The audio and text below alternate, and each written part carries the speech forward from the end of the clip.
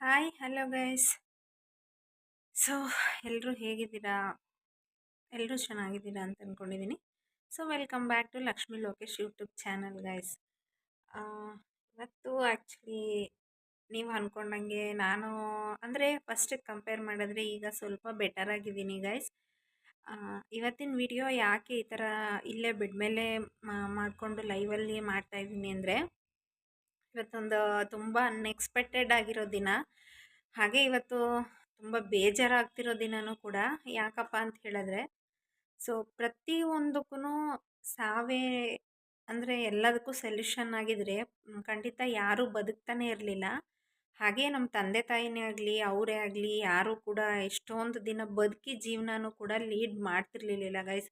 ಈ ಸಾವು ಅಂದರೆ ಇತ್ತೀಚಿನ ದಿನಗಳಲ್ಲಿ ಯಾವ ಥರ ಆಗಿದೆ ಅಂತ ಹೇಳಿದ್ರೆ, ಪ್ರತಿಯೊಬ್ಬರೂ ಅಂದರೆ ಸಣ್ಣ ಮಕ್ಕಳೇ ತುಂಬ ದುಡುಕ್ತಿದ್ದಾರೆ ಅಂತ ನನಗನ್ಸುತ್ತೆ. ಅಂದರೆ ಇವಾಗ 20 ವರ್ಷದವರು ಅಥವಾ 25 ವರ್ಷದವರು ಈ ಥರ ಇವರೇ ದುಡುಕ್ತಾ ಇದ್ದಾರೆ ಅಂತ ಅಂದ್ಕೊಳ್ತೀನಿ.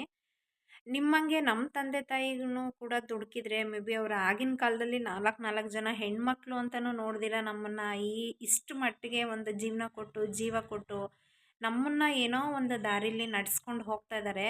ನಾ ಅವರು ಕೂಡ ಎಲ್ಲದಕ್ಕೂ ಕಷ್ಟ ಅಂತ ಹೇಳಿದರೆ ಸಾಯಲೇಬೇಕಾಗಿತ್ತು ಅನಿಸುತ್ತೆ. ಈಗಿನ ಜನ್ರೇಷನ್ನಲ್ಲಂತೂ ಜೀವನ ಮಾಡೋದಕ್ಕೆ ಆಗಲಿ ಜೀವನ ಸಾಧಿಸೋದಕ್ಕೆ ಆಗಲಿ ಏನೂ ತೊಂದರೆ ಇಲ್ಲ. ಮುಂಚೆ ಇಲ್ಲ ಅಂದರೆ ಏನೂ ದುಡ್ಡು ಇರಲಿಲ್ಲ, ಹಾಗೆ ಈಗಿನ ಥರ ಕೆಲಸನೂ ಸಿಗ್ತಿರ್ಲಿಲ್ಲ. ಆ ಥರ ಪರಿಸ್ಥಿತಿಲೇ ಆಗಿಂದ ಎಲ್ಲ ಲೀಡ್ ಮಾಡಿಕೊಂಡು ಬಂದಿದ್ದಾರೆ ಅಂದರೆ, ಇನ್ನು ಈಗಿಂದ ಇದಕ್ಕೆ ಇದೆಲ್ಲ ದೊಡ್ಡ ಇದೇ ಅಲ್ಲ ಅಂತ ನನ್ನ ಅನಿಸಿಕೆ. ನಾನು ಹೇಳಿದ್ದೇನಾದರೂ ತಪ್ಪಾಗಿದ್ದರೆ ದಯವಿಟ್ಟು ಕ್ಷಮಿಸಿ. ಯಾಕಪ್ಪ ಇವತ್ತು ಇದನ್ನು ಈ ವಿಚಾರ ಹೇಳ್ತಾ ಇದ್ದಾಳೆ ಅಂತ ನಿಮಗೆಲ್ಲ ಅನಿಸ್ಬೋದು ಗೈಸ್. ಆ್ಯಕ್ಚುಲಿ ಏನಪ್ಪ ಅಂದರೆ, ನಾಗರಾಜ್ ಮತ್ತು ಸುಷ್ಮಿತಾ ಅಂತ ಇವರಿಬ್ಬರು ನಮ್ಮನೆ ಪಕ್ಕನೇ ಇರೋದು. ಇವತ್ತು ಆಗಲೇ ಹೇಳ್ದಂಗೆ ಇನ್ನೊಂದು ಏನು ಬೇಜಾರಾಗ್ತಿದೆ ಅಂತ ಹೇಳಿದ್ರೆ, ಇವನ್ ಅವ್ರು ನನಗೂ ಕೂಡ ಅಷ್ಟು ಪರಿಚಯ ಇಲ್ಲ, ಬಟ್ ನಮ್ಮ ಮನೆ ಪಕ್ಕನೇ ಇರೋದು. ಸೊ ಜಸ್ಟ್ ನಾವು ಎಲ್ಲಾದರೂ ನೋಡಿದ್ರೆ ಊಟ ಆಯಿತಾ ತಿಂಡಿ ಆಯಿತಾ ಈ ಥರ ಇದ್ವಿ. ಅವರಿಗೊಂದು ಏಜ್ ಬಂದು ಆಲ್ಮೋಸ್ಟ್ ಇವಾಗ ಒಂದು 28 ವರ್ಷದ ಹುಡುಗಿ ಇರ್ಬೋದು ಅಷ್ಟೇ ಅವಳು. ಸೊ ನನಗೆ ಈಗ ಏಜ್ ಬಂದು 35.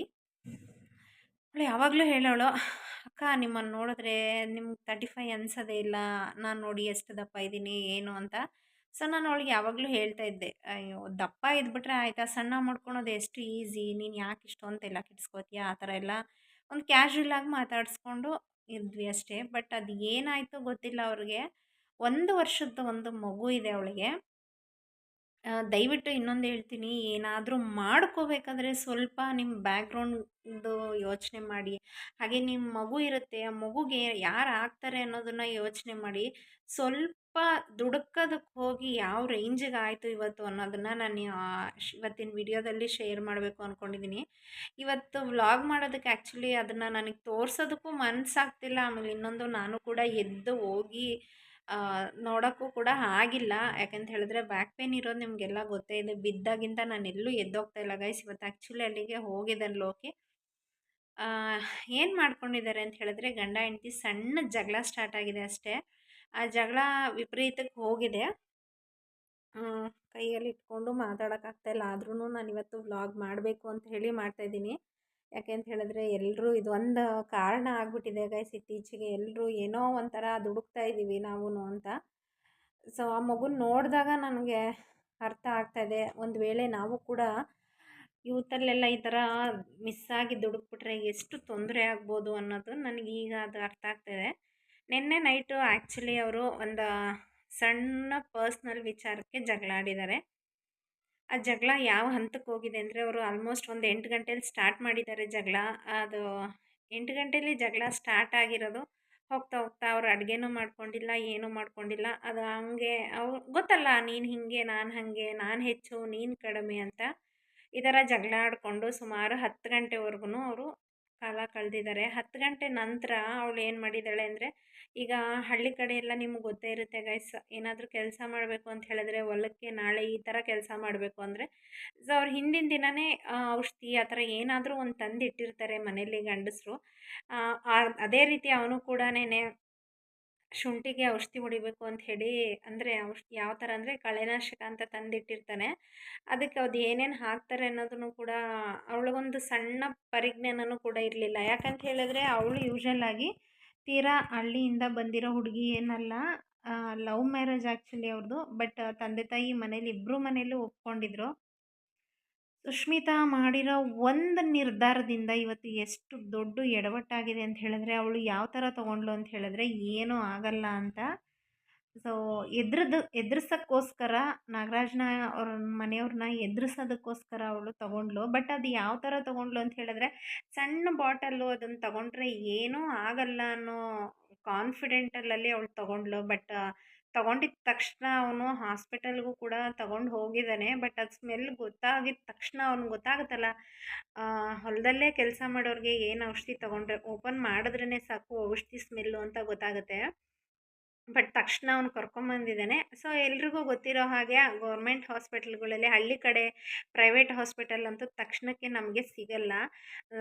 ಈಗ ಗೌರ್ಮೆಂಟ್ ಹಾಸ್ಪಿಟ್ಲ್ ಇರುತ್ತೆ. ಗೌರ್ಮೆಂಟ್ ಹಾಸ್ಪಿಟಲಲ್ಲಿ ಒಂದು ಆ್ಯಾವ್ರೇಜ್ಗೆ ಟ್ರೀಟ್ಮೆಂಟ್ ಅಷ್ಟೇ ಇರೋದು. ಏನೇ ಹೆಚ್ಚು ಕಮ್ಮಿ ಆಯಿತು ಅಂತ ಹೇಳಿದ್ರು, ಏನೇ ಟ್ರೀಟ್ಮೆಂಟ್ ಬೇಕು ಅಂತ ಹೇಳಿದ್ರು ನಾವು ಸಿಟಿಗೆ ಹೋಗಬೇಕು. ಫಾರ್ ಎಕ್ಸಾಂಪಲ್ ಇವಾಗ ನಾವಿರೋದು ಗಂಡಸಿ ಅಂತ ಹೇಳಿದ್ರೆ ಅರಸೀಕೆರೆ ಆಗ್ಬೋದು. ಮೇನ್ ಇನ್ನು ಫುಲ್ಲು ಟ್ರೀಟ್ಮೆಂಟ್ ಬೇಕು ಅಂತ ಹೇಳಿದ್ರೆ ಹಾಸನ ಹಾಸ್ಪಿಟ್ಲ್ಗಳಿಗೆ ಹೋಗಬೇಕಾಗತ್ತೆ. ಇಲ್ಲಿ ಯಾವುದೇ ರೀತಿ ನಮಗೆ ಫೆಸಿಲಿಟೀಸ್ ಇರಲ್ಲ ಹಳ್ಳಿಗಳಲ್ಲಿ. ಬಟ್ ಇದೆಲ್ಲ ಗೊತ್ತಿದ್ದವಳು ಏನೋ ಮಾಡೋಕ್ಕೆ ಹೋಗಿ ತಗೊಂಡಿದ್ದಾಳೆ ವಿಷ. ಬಟ್ ಇನ್ನೂ ಅದು ಕನ್ಫರ್ಮೇಷನ್ ಆಗಿಲ್ಲ. ಅವಳು ಅದನ್ನೇನು ಹೇಳಬೇಕು ಅನ್ನೋದನ್ನು ನನಗೆ ಗೊತ್ತಾಗ್ತಾನೆ ಇಲ್ಲ. ಎಕ್ಸಾಕ್ಟಾಗಿ ತಗೊಂಡಿದ್ದಾಳಾ ಅಥವಾ ವಾಂತಿ ಮಾಡಿದ್ದಾಳಾ ಅನ್ನೋದೇ ಗೊತ್ತಿಲ್ಲ. ಜಸ್ಟ್ ಬಿಕಾಸ್ ಆಫ್ ದ್ಯಾಟ್ ಅವರು ನಾನು ಯಾಕೆ ಗೈಸ್ ಇದನ್ನು ವಿಡಿಯೋ ಮಾಡ್ತಾಯಿದ್ದೀನಿ ಅಂತ ಹೇಳಿದ್ರೆ, ದಯವಿಟ್ಟು ಗಂಡ ಹೆಂಡತಿ ಜಗಳ ಅಂತ ಹೇಳಿದರೆ ಅದು ಕಾಮನ್ ಇದ್ದೇ ಇರುತ್ತೆ. ಯಾರೂ ಅದು ಒಂದೇ ರೀಸನ್ ಅಲ್ಲ. ಅವರು ಅಳಿಯ ಚೆನ್ನಾಗಿ ನೋಡ್ಕೊತಿದ್ದ ಅನ್ನೋದು ಅವ್ರ ಅತ್ತೆ ಮಾವನಿಗೆ ಗೊತ್ತಿತ್ತು. ಇನ್ ಕೇಸ್ ಏನಾದರೂ ಟ್ವಿಸ್ಟ್ ಆಗಿದ್ದರೆ, ಈಗ ನೋಡ್ತಾ ಇರ್ತೀವಿ ನಾವು ವರದಕ್ಷಿಣೆಗೋಸ್ಕರ ಸಾಯಿಸ್ತಾ ಮತ್ತು ಇಲ್ಲ ನನ್ನ ಮಗಳಿಗೆ ಕಿರುಕುಳ ಕೊಟ್ಟ ಆ ಥರ ಇವಾಗ ಎಲ್ಲ ಇತ್ತೀಚಿನಗಳೆಲ್ಲ ನಡೀತಾನೆ ಇದೆ. ಆ ಥರ ಏನಾದರೂ ಆಗಿದ್ದರೆ ಏನು ಮಾಡೋದು ಅನ್ನೋದೇ ನನಗೆ ಗೊತ್ತಾಗ್ತಾ ಇಲ್ಲ. ಬಟ್ ನನಗೆ ಇನ್ನು ಎಕ್ಸಾಕ್ಟಾಗಿ ಹೋಗಿದ್ದಾನೆ ಲೋಕಿ. ಹುಡುಗಿ ಸಾಯ್ದಿರ ಇರಲಿ ಅಂತ ಅಂದ್ಕೊಂಡಿದ್ದೀನಿ. ಬಟ್ ಡಾಕ್ಟರ್ ಅಂತೂ ಇರಲ್ಲ ಅಂತ ಹೇಳಿದ್ದಾರೆ. ಬಟ್ ಒಬ್ಬರು ಹೇಳ್ತಾರೆ ಸತ್ತೋಗಿದ್ದಾರೆ ಅಂತ. ಈ ಥರ ಮಾಡ್ಕೊಬೇಡಿ, ಸುಷ್ಮಿತಂಗೆ ಏನೂ ಆಗ್ದಂಗೆ ಇರಲಿ ಅಂತ ಕೇಳ್ಕೊತೀನಿ. ಸಾವು ಒಂದೇ ಅಲ್ಲ ಅಂತ್ಯ. 1 ವರ್ಷದ ಮಗು ಏನಾಗಬೇಕು. ಬಟ್ ಈಗಲೂ ಅಷ್ಟೇ ಅವ್ರ ಅಪ್ಪ ಅಮ್ಮ ಸ್ಟೇಟ್ಮೆಂಟ್ ಕೊಟ್ಟಿರೋದೆ, ಇಲ್ಲ ನನ್ನ ಅಳಿಯ ಚೆನ್ನಾಗೇ ನೋಡ್ಕೊತಿದ್ದಾನೆ ಅಂತ ಹೇಳಿದ್ದಾರೆ. ಬಟ್ ನಾನಂತೂ ಪ್ರೇ ಮಾಡ್ತೀನಿ ಏನೂ ಆಗ್ದಂಗೆ ಇರಲಿ ಅಂತ. ಯಾಕೆ ಅಂದರೆ ಈ ಥರ ಸಿಚುವೇಶನ್ನು ನನ್ನ ಫ್ಯಾಮಿಲಿಯಲ್ಲೇ ಲೋಕಿ ತಮ್ಮನಿಗೆ ಇದಾಗಿದೆ. ಸೇಮ್ ಸಿಚುವೇಶನ್ ಇದನ್ನು ನಾವು ಕೂಡ ಹ್ಯಾಂಡಲ್ ಮಾಡಿದ್ದೀವಿ. ಬಟ್ ಅವರು ಉಳಿದಿಲ್ಲ. ಈಗ ಅವ್ರು ತೀರ್ಕೊಂಡಿದ್ದಾರೆ. ಅವ್ರು ತೀರ್ಕೊಂಡೇ ಸುಮಾರು ನಮ್ಗೆ 6-7 ವರ್ಷ ಆಗಿದೆ. ಆ ಥರ ಕಷ್ಟ ಯಾರಿಗೂ ಬೇಡ. ಮಗುಗೆ ತಾಯಿ ಇಲ್ದಂಗೆ ಆಗೋದು ಬೇಡ. ಸುಷ್ಮಿತಾ ಸಾವು ಒಂದೇ ಅಲ್ಲ. ಒಂದು ವೇಳೆ ನೀನೇನಾದರೂ ಡಾಕ್ಟರ್ ಅಂತೂ ನಮಗೆ 95% ಗ್ಯಾರಂಟಿ ಕೊಟ್ಟಿಲ್ಲ. ಕೊಟ್ಟರೆ ನನ್ನಷ್ಟು ಖುಷಿ ಪಡೋಳು ಯಾರೂ ಇಲ್ಲ ಅಂತ ಹೇಳ್ಬೋದು. ಬಟ್ ನನಗೆ ಗೊತ್ತಾಗ್ತಾ ಇಲ್ಲ ಇನ್ನು ಎಕ್ಸಾಕ್ಟಾಗಿ. ಅವರು ನಿಜವಾಗ್ಲೂ ಅವ್ರ ಮನೆಯಲ್ಲಿ ಕೂಡ ಈ ಟೈಮಲ್ಲಿ ನಾನು ಕಾಲ್ ಮಾಡಿ ಕೇಳೋಕ್ಕೆ ಆಗ್ತಾಯಿಲ್ಲ.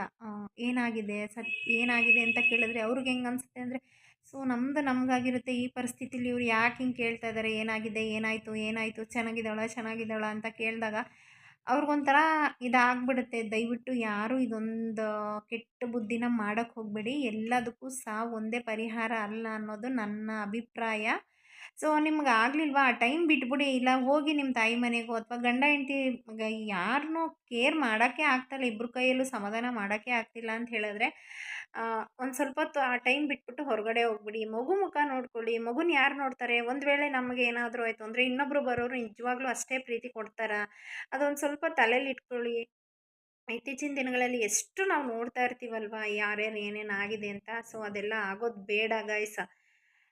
ಹುಷಾರಾಗಿರಿ. ಬೇಗ ಹುಷಾರಾಗಿ ಬಾ ಸುಷ್ಮಿತಾ ಅಂತ ಹೇಳ್ತಾ ಇವತ್ತಿನ ಬ್ಲಾಗ್ ಇಲ್ಲೇ ಮುಗಿಸ್ತಾ ಇದ್ದೀನಿ. ಮತ್ತೊಮ್ಮೆ ಹೇಳ್ತಾ ಇದ್ದೀನಿ, ದಯವಿಟ್ಟು ಏನಾದರೂ ಮಾಡ್ಕೋಬೇಕಾದ್ರೆ ಕರೆಕ್ಟಾಗಿ ಯೋಚನೆ ಮಾಡಿ.